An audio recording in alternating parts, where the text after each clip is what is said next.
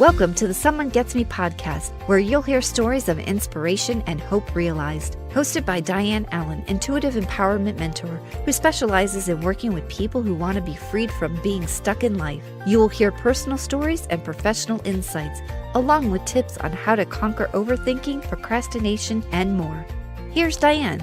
Hi, friends. It's Dianne here with a great guest for you today. We are focusing on hope and living a life that's more grand than we could ever imagine. And I have a guest for you that will inspire you beyond your words. I've known her for a while, but when I met her the very first time, my whole being lit up. I'm like, oh my, this is a great person to know. And it's really been true the whole time I've known her. Her name is Ronnie Fulton, and she is the coolest kind of, I guess you'd call yourself a rolling fanatic. And I think it's so cool because she teaches this thing called rollassage, I think is how you say it. But she'll tell us more about it when she gets to talk, because I'm not a perfect expert at it all, but I think it sounds so much fun and very healing. She's a massage therapist and a personal trainer and an all-around amazing human being. The thing I respect about Ronnie, I was going to say the most, but one of the things I respect about Ronnie is that she's always learning and always growing and always serving everyone around her. Her whole way of being is, how can I be of benefit in this situation? And I think that level of consciousness is something that all of us can be inspired by. So we're all very, very gifted today to have with us on the show Ronnie Fulton. Welcome, Ronnie. Well, thank you, Diane. I'm so honored to be here and be able to share whatever I can with your listeners and to grow from you and from them. So I'm super excited to be here today. Great. Well, I like to start with a little bit of conversation about how your journey, from when you realized that you were somebody who had all these gifts that you're bringing to the world, and maybe how it formed. I mean, did you always have interest in training and massage and body kind of things, or how did all this happen? It's just so exciting. Well, I've always had an interest in helping people, and that's manifest in different forms throughout the years. So when I was younger, I was, in high school, I played basketball and softball. So I was always into fitness. And in my 20s, I got in a bad car accident and was injured and suffered a lot of low back pain and pain in my hips, and ended up going to a couple chiropractors and eventually met a neuromuscular therapist. And he was the one that helped me the most. So from there, I decided, you know what, I want to learn to do what he's doing, and I want to help people to the way that he helped me. So I decided to pursue neuromuscular therapy, not necessarily as a career change, but more just something of sincere interest. And so that's how I got into massage in my early 20s, and did some massage, explored a bunch of different avenues and wellness, but eventually got to the point where I knew that I wanted to share my passion of healing through touch therapy. And so I came up with ideas on how can I help the maximum amount of people at one time without having to limit them based on finances. And so that's the challenge that we have, of course, with massage therapy. We love massage.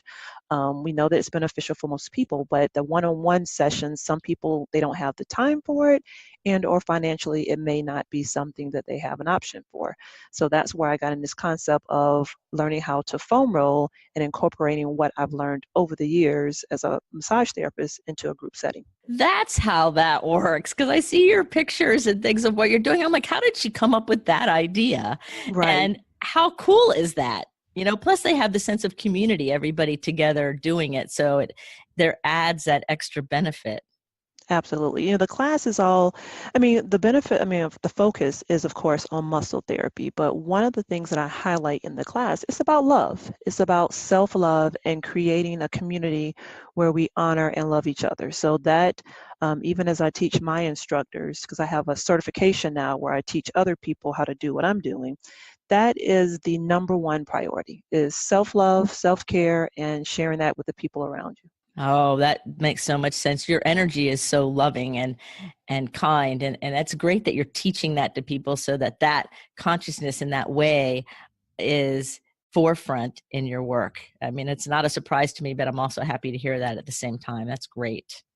Yeah, absolutely. It's something that it just kind of unfolded. I was teaching other formats, other group exercise formats, and so for me, when I started with rollassage, it was completely unique from what was in the gyms. And actually, people made fun of me, and but that's kind of the case with anything that's new, right? But we were really focused on making sure that people had a certain experience. So everyone was welcomed. It had nothing to do with it, targeting just young people or people who were, totally already fit or what have you. Everyone's always welcome in a rollassage class. So we roll with kids, we roll with 80-year-olds, people that are CrossFitters, extreme fitness fanatics, and people who just had surgery a couple days ago. So everybody's welcome because it's all about healing. Wow, rollassage. I love it. And I love that everyone is welcome. And because so many times when people have, things that they need to do on their body, whether it's they want to work on it or they just want to feel better, there's sometimes some hesitation and procrastination and overthinking and will I be welcome, or is this an okay thing, or what will they think about me, and all of those doubts that come up. And so to have a place that's safe and loving, no matter who you are or what's going on, is such a great oasis in our world today. Absolutely. And that's one of the things I think where we've been able to carve out our specific niche at all the fitness facilities, because yeah, we are that one class to where people come in, they're interviewing, they're trying to decide if they want to join that particular fitness facility, and they can always speak to and say, hey, you can go to rollassage. No matter what their conditions, no matter what their goals are, is advantageous for everyone, and we create that community. We notice if you're not there. We notice if you come in late. We notice if you're smiling. Just all of that I think is so important in today's world. Right. Well, people feel acknowledged and welcomed, and that's part of the healing, and that's part of our sense of community, and that's part of love after all. So it's just so beautiful. Oh, thank you.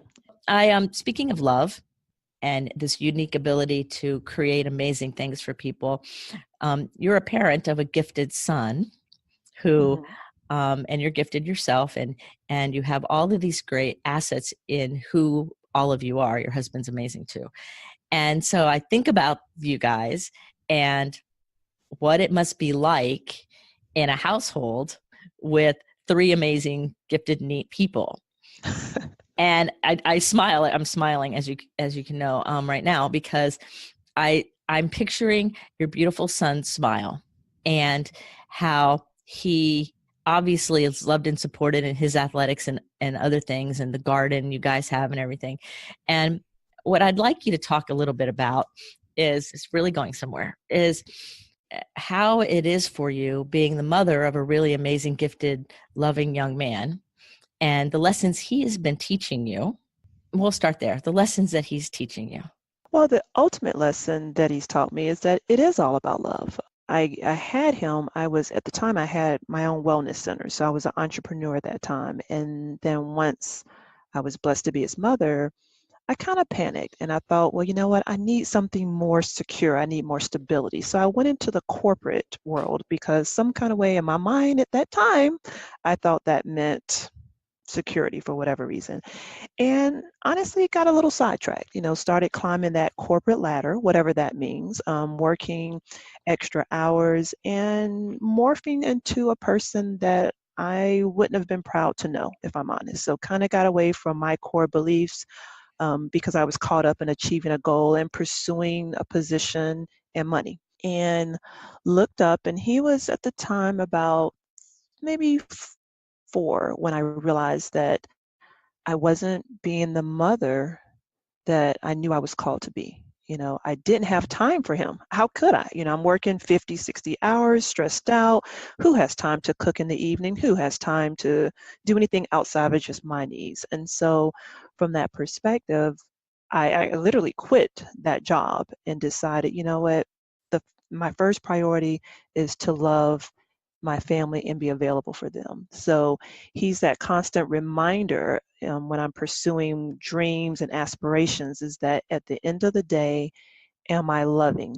Am I being loved? And that guides my decisions. So every day he's a reflection of the lessons that I teach him, either verbally, which of course parents we love to, and by example. So sometimes he'll parrot back things to me that I'm thinking, okay, I'm not setting the best example of that. But yeah, the biggest thing that I've learned from him is just the power of love, the benefit of love, what it feels like to be loved unconditionally, and how that inspires me. So even on rough days or days where maybe I'm second guessing myself, I'm human, to have that unconditional love from another individual is everything. Oh, that's great. I love that. Tell me a little bit about what inspired the garden and teaching him to grow the food and growing food together as a family. My husband, I always say he's from the country. So he's from Kingstree, South Carolina. I'm sure, have never heard of it. It's about an hour from Charleston. We were actually just there last week visiting family. So my husband's a country boy, and I'm constantly trying to make sure that we're staying true to our roots and that my son knows his family. And I just think that's important. So I've always said I want to grow a garden. It's something that I've not been successful at all. And a wonderful friend of mine and client, her name is Peg Freeze. She's a master gardener. And so she told me about the opportunity and set up everything for me because I had no idea what I was doing. And it's just something that my son and I, we took to. So we go out there twice a week. And it's a great experience, of course, for kids because you start off and he wasn't that interested because, of course, it's just dirt. There's nothing to see, nothing to do. And then once we started getting the little sprouts and, little strawberries and collard greens and tomatoes, he was able to see the benefit of cultivating. We cultivated the land, we watered on a weekly basis, and then to see kind of the fruits of his labor. So it was a growth process, but it was something that also as a family we could, it meant a lot to us because that's how my husband grew up. They grew a lot of their own food. And so it was an opportunity for me to share that with my son. That's great. So not only do you have the quality family time, but your son knows that not all food comes through windows. He's not always in a Absolutely. drive-through. Absolutely. And we get really yummy food. I mean, we grew some squash, zucchini, collard greens, Bibb lettuce. We got a pretty good yield this year.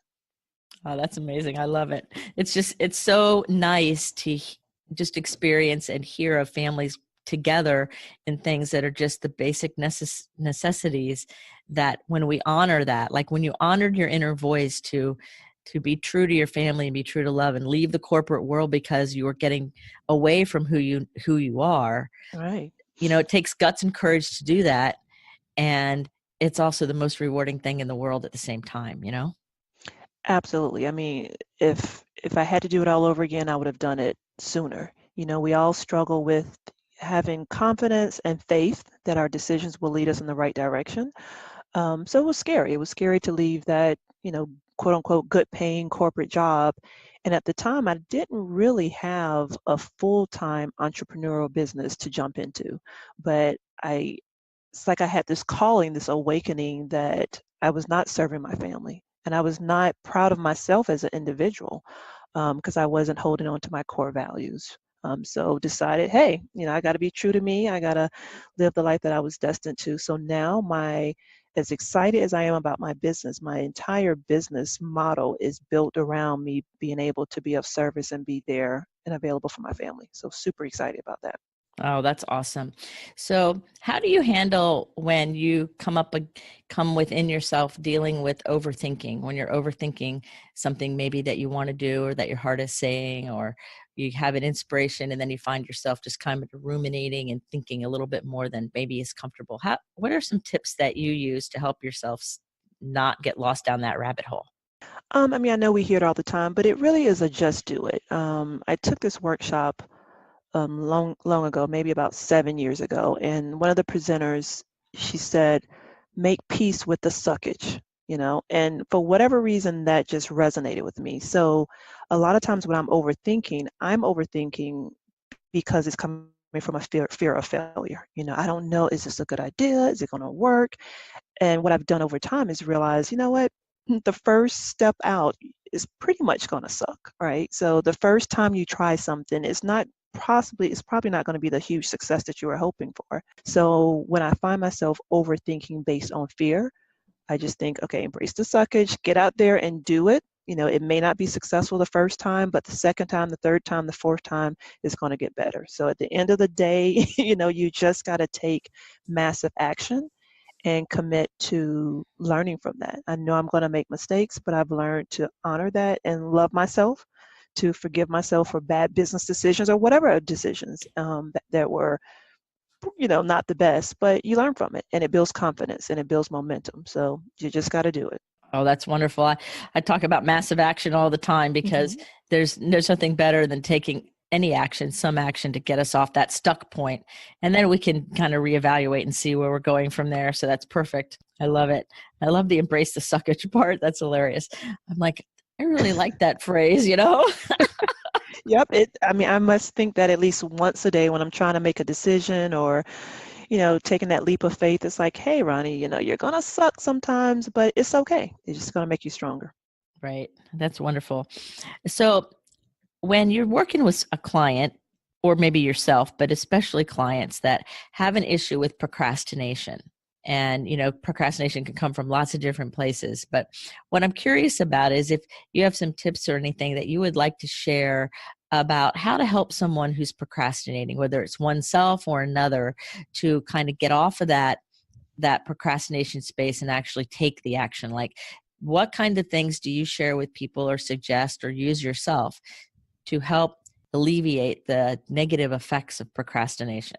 Hands down, you have to have at least one accountability partner. So I think it's so important to have, whether it's a professional coach, whether it's a best friend, a business partner, whomever it is, you have to have someone that will hold you accountable, and that will call you on your crap. So you don't need someone that's just gonna, kind of listen without helping you to take action. But I have a business partner, and then I have my sister, who's my best friend in the world, and they understand me and they know when I'm BSing and when I'm, sincerely have a concern. So I do speak with them on a regular basis. My business coach, my business partner, we meet twice a week, and we work a to-do list. So, the next piece is that if you're looking at a project, a lot of times we can become overwhelmed in the enormity of that project, which leads to the procrastination. So what I've learned is to break it down in little pieces. So as that saying goes, inch by inch, everything's a cinch. So if you break it down into small pieces, it tends to be a lot more manageable. So a combination of that, having an accountability partner, and then having a very good project management or task management system, those three things are what I advise anyone who would listen to me and about procrastination or how do you achieve goals. And that's the way I work it every single day. Every single week is always about, looking at the big picture, but then breaking it down into individual pieces and making sure I'm tracking myself. I have a software package that I like to use. And so it, of course, gives me all my to-do list. And then I have 2 people that I'm accountable to every single week to make sure that I'm not just rearranging those tasks on my schedule, but I'm actually executing them and then moving forward. Oh, I love that. So do you share these same ideas with your clients when you're working with them and they're procrastinating, following directions or following some of the guidance that they're receiving on their care? Absolutely. Absolutely. And it's a part of, I think, their success. So when I'm working with clients, especially in a pain management type environment, you know, uh, it's not a quick fix. They're not going to get on my table and then an hour later, voila, everything's fine. So, I work with them. I give massages. I stretch them out. We do different types of muscle care, but their long-term success is based on their what I refer to as homework and achieving certain benchmarks. And oftentimes people, I'll say, well, do you stretch? Do you drink water? Are you walking? Well, no. So we go through some of this as far as accountability, and trying to help them understand why are you not doing these things. And then, I teach them, okay, hey, this week we're just going to work on this. Let's not worry about all this. No, I don't really want to, don't tell me a long story about your back. Let's just focus today on your hips. And this week, we're going to do this one thing every single day, and I'm going to hold you accountable. And I do call them, and I do have them email and text, so that once we can achieve that goal, then we move on to the next goal. So it's like little pieces that finally come together to create this puzzle.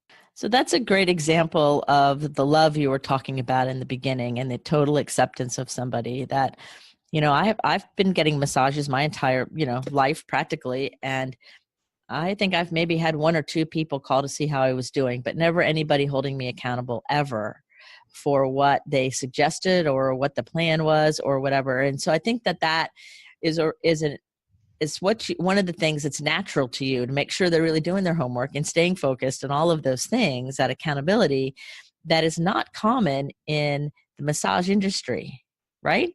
Yeah, I totally agree. And that's one of, my passions is to, as I create certifications and programs to train other professionals, is helping them to remember that, you are a massage therapist. There is the therapist element of it. The 60 minutes on the table is the massage. Where's the therapy? So you're there to help them to change behaviors.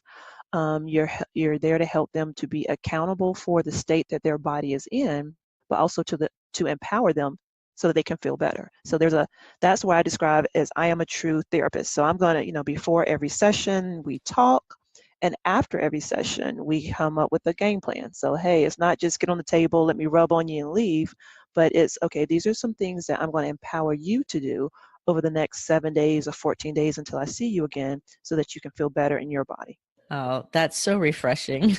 I'm just listening to you going, oh. It's much needed in this world, like I said, especially dealing with pain management. There's so many people out there who are hurting, and that's what drives me, whether I'm working with a client one-on-one in a massage session or if I'm working with 40 students in a rollassage class.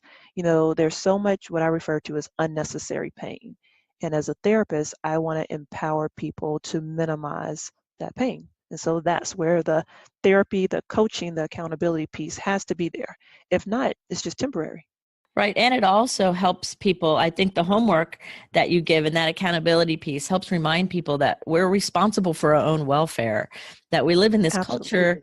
Our culture says, go to the therapist, go to the doctor, go to whoever, and they're going to fix us from the outside in. And then that's all we have to do. We don't have to do anything else. It's, your responsibility to make me feel better, whoever that person is. And I deal with it all the time where people come to me. And when I start giving homework and saying, okay, well, I'm going to call you every day, or you need to text me, or we come up with the accountability piece, because I'm great at accountability. Yes. And as you know, so yeah. I laugh because most people look at me like confused dogs for a minute, because they're just expecting somebody from outside of them to give them the answer. Mm-hmm. And then they don't have to be accountable or responsible. And I think the tide's changing and people are starting to wake up some. I said, but you don't always see people who are out here helping others really being clear that the onus of the action and what really happens is on the client. Mm-hmm. We're like the jumper cables. We're the ones who have skills and understanding and action things, and we can really help light people up and get them in the right direction. But if they don't do their part, then it ties our hands. And so in the massage industry, I think that is really so important, because I know a lot of people that just go get a massage and that's all it is. And that's fine, but it doesn't really affect long-term change in the therapist part. Like you say, I think is so vital for people to understand that, what's your motive? What are you doing really going to that massage therapist or going into that yoga class or going to the gym or whatever? Like, what am I really trying to affect here? Absolutely. And I couldn't agree more. The trying to help people to realize is that it's their body, is their responsibility, So as a therapist, I'm there to help, but at the end of the day, they're responsible for creating that change that they want. And so with that, some people that can be kind of, unnerving the first time they hear it, but I always say it's tough love. And, at the end of the day, remember, it is love. I'm doing it because I want you to feel better. So if you're just going to lay on the table for 60 minutes and you're not going to stretch and you're not going to change some of your postural habits and so forth, then I'm probably not the right therapist for you. So I've been doing this long enough I want to work with people who want to get better. And so I commit to, those people who are willing to commit to their better health. Yes. So now I have another interesting little topic for you that goes with what you just said. This is so great. I'm having so much fun speaking with you. Resistance to change.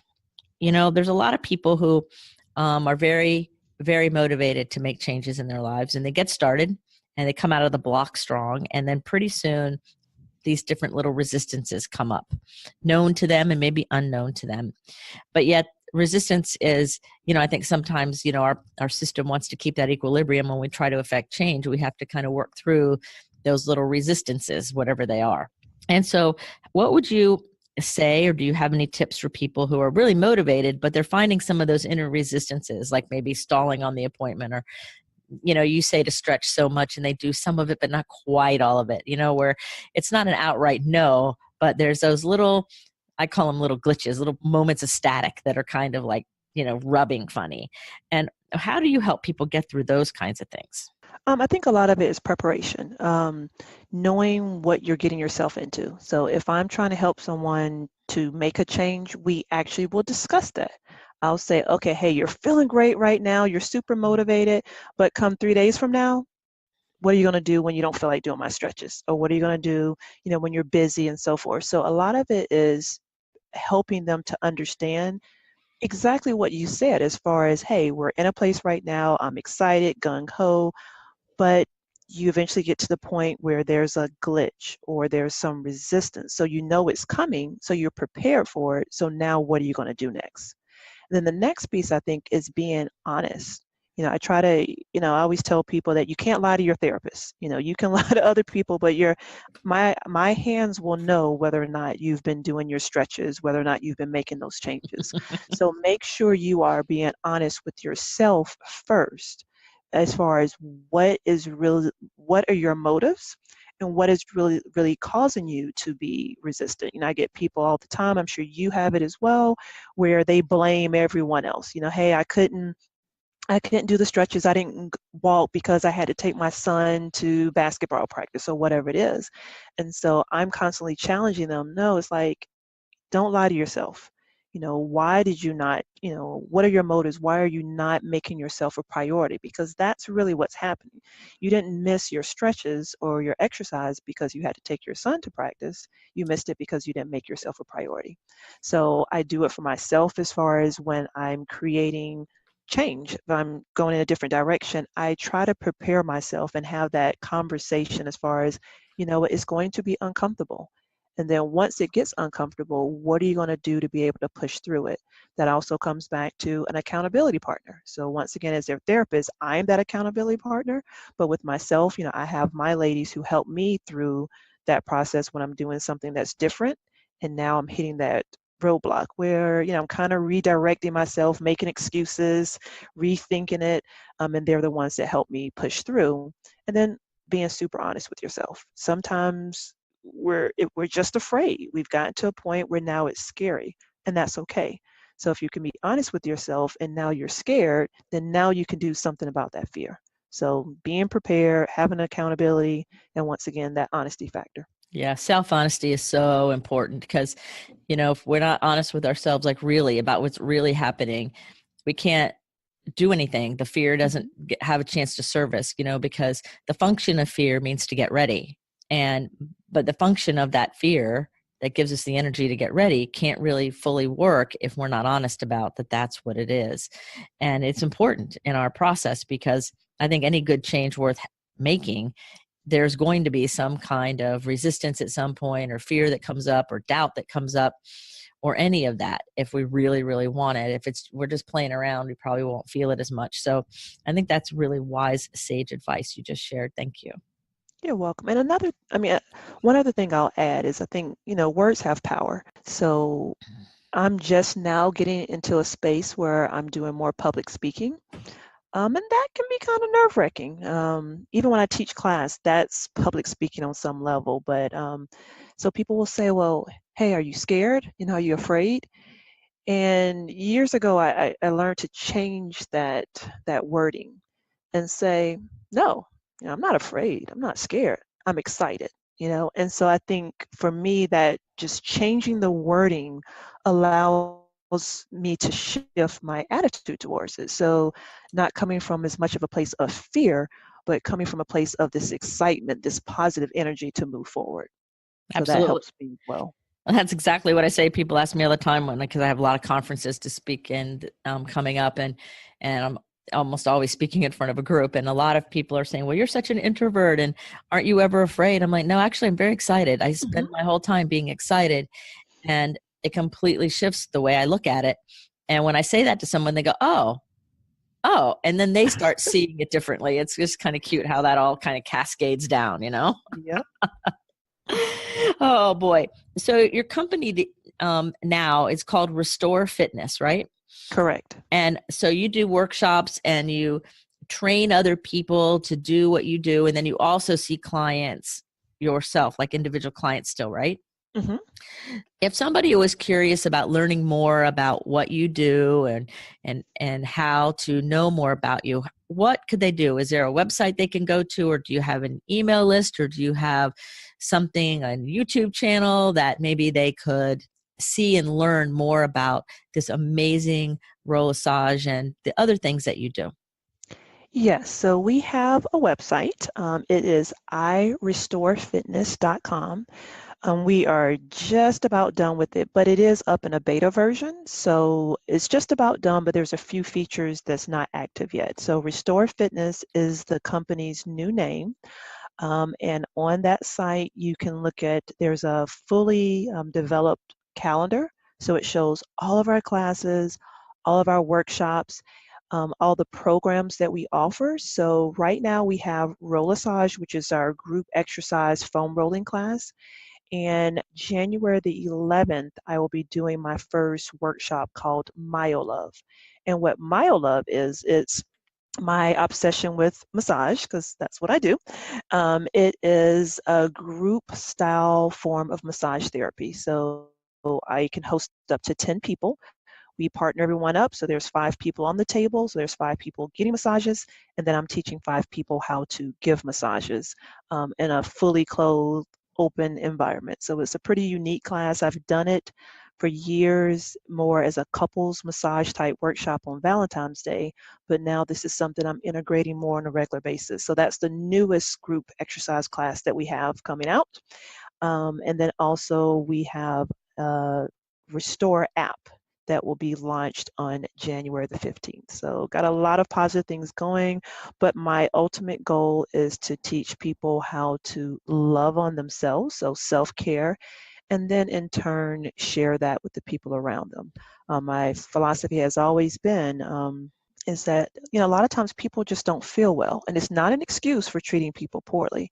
But I will say, when people are living in pain, if they're living in fear, if they're stuck, different issues, then they're not able to be the best version of themselves for the people around them. So one of my passions is to help people to minimize their pain.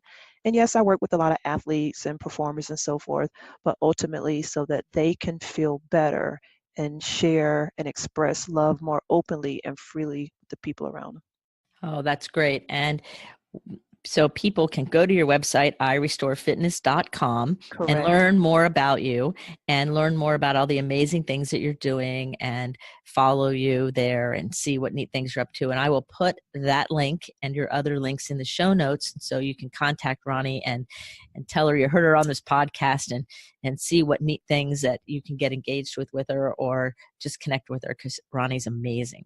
So before we end today, I just have one more thing I'd like to bring up, and that is, if there's anything you feel in your heart that you would like to share that we haven't already talked about to our listeners and to me, about hope or feeling good about yourself or any of those kinds of things, because I'm sure you're such a heart-centered person. Things have come up in your heart during this conversation that you might like to say. So this is your opportunity to say what is on your heart that you would like people to know. Well, what is on my heart, and the thing I want to share, is my belief system that we are all put on this earth to do something meaningful, something powerful. We all have a calling. And so when we look at whether it's entrepreneurship or whatever it is you're gifted and called to do, it's your responsibility. So when we talk about fear and procrastination, look at it bigger than just you.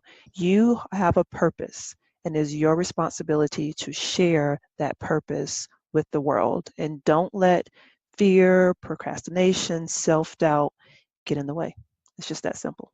Yeah, it's very simple. And sometimes it's tricky and it's simple too, but that's why we all have each other to support each other and be accountable with each other for getting up past all that static. So that's an amazing message. Thank you so much. And I want to thank you, Ronnie, for being on the show today. And I want to thank you even more for all the healing, great work, and the great presence that you are of love and kindness and generosity in this world, and for being that great mother and that great role model and that great therapist, because it's not easy. It takes a lot of guts to stand in that level of integrity with such beauty and poise and grace as you have. So I just want to thank you on behalf of all of humanity for what you're doing, and on behalf of myself and the listeners here at the Someone Gets Me podcast for taking your valuable time and enriching our lives. So thank you. Well, thank you. And I really appreciate you having me on the show and being able to share with your listeners and like-minded people. And just want to say how much I appreciate you as well. And, that someone does get me as well. You and I know our story. I met you through a mutual friend, and was able to attend one of your retreats. And it was life-changing. It really was. It helped me. It challenged me in certain ways, and then inspired me in others. So I'm always watching what you're doing on Facebook, listening to your podcast, checking out your websites, because we all need that accountability. We all need a tribe that helps us and propels us forward. And I think that's what Someone Gets Me is all about, that there are people out there like us who are living an inspired life and want to share our gifts with others. So thank you so much. Oh, that's sweet, Ronnie. Thank you so much. So everybody remember that if you keep your face to the sun, the shadows fall behind you. You are a rock star. So this is your time to bring your gift to the world, because it's needed and loved. And so until the next episode of Someone Gets Me, don't forget, you're a rock star. Go for it. Thanks for tuning in to Someone Gets Me. To find out more, please visit Dianne's website at MissDianneAllen.com. That's MissDianneAllen.com. Be sure to take a second and subscribe to the show and share with anyone that you think may benefit. Until next time, remember the world needs your special gift. So let your light shine.